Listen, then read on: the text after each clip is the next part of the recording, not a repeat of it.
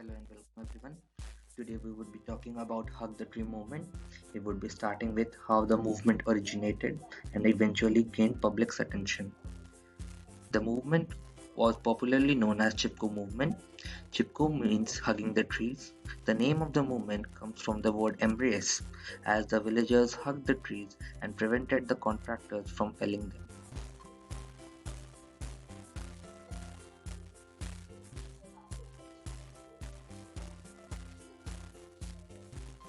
It was primarily forest conservation movement in India that came to public's attention in April 1973.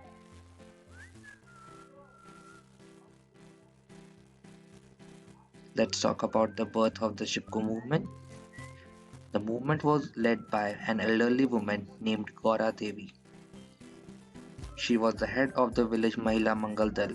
She mobilized the village women for the movement when company men marched to cut the trees. Let's talk about the need of the Chipko movement. The forests of India are a critical resource for the livelihood of rural peoples throughout the country. The Chipko movement was started to prevent cutting of trees. Chipko movement aimed at protection and conservation of trees and forests from being destroyed.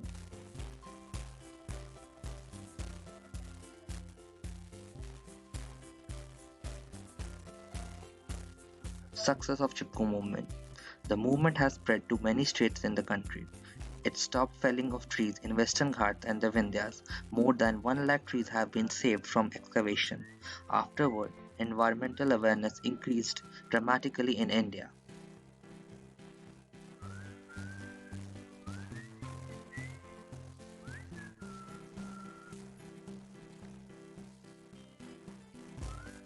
Villagers paid special attention in care of trees and forest trees are being used judiciously. Irrespective of Chipko's grassroots achievement, it accomplished a great deal at national and international level. In 1987, the Chipko movement was awarded the Right Livelihood Award.